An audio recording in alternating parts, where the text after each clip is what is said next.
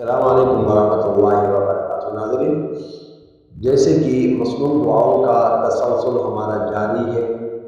آج کی مصنون دعا مثال کے طور پر انسان سفر میں نکلتا ہے، اپنے گھر سے گاڑی میں بیٹھتا ہے، موٹر بائک میں بیٹھتا ہے، سائیکل میں بیٹھتا ہے، اونٹ پر سواری کرتا ہے، گھوڑے میں سواری کرتا ہے، چاہے کسی چیز میں بھی سواری کرتا ہے، تو اس پر سوار ہونے کے بعد انسان کو یہ مصنون دعا پڑھنی چاہیے تاکہ جو سواری ہے وہ آپ کے قبضے میں ہی رہے اور اس میں کسی قسم کا کوئی خلل نہ ہو، اور وہ تابع رکھنے والی ذات اللہ تعالیٰ کی ہے، اور اسی کے نام سے جب ہم اس کے اوپر سوار ہو جائیں گے تو اللہ تعالیٰ اس کو تابع رکھیں گے۔ تو آج کی مصنون دعا ہے: سبحان الذی سخر لنا هذا وما كنا له مقرنين وإنا إلى ربنا لمنقلبون۔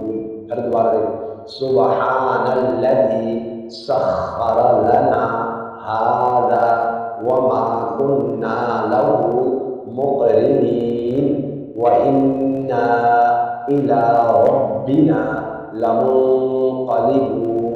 اللہ تعالیٰ پاک ہے جس نے اس سواری کو ہمارے قبضے میں دے دیا اور اس کی قدرت کے بغیر ہم اسے قبضے میں کرنے والے نہ تھے، اور بلا شبہ ہم کو اپنے رب کی طرف جانا ہے۔ اس کا ترجمہ لب لباب مختصراً آپ کو میں نے بتا دیا کہ اللہ تعالیٰ کی ذات ہی کوئی بھی چیز انسان کے قبضے میں آ جاتی ہے تو اس کا تصرف جو ہے نا اللہ کی ذات کے علاوہ اس کو قبضے میں لینا کسی کی بس کی بات نہیں۔ گھوڑا ہے، گاڑی ہے، اونٹ ہے، تمام چیزیں جو ہے نا اللہ تعالیٰ ان کے دلوں پر جب یہ ڈال دیتا ہے تو وہ اللہ تعالیٰ انسان کے قبضے میں دے دیتا ہے۔ تو انسان کو عاجزی اور انکساری اختیار کرنی چاہیے۔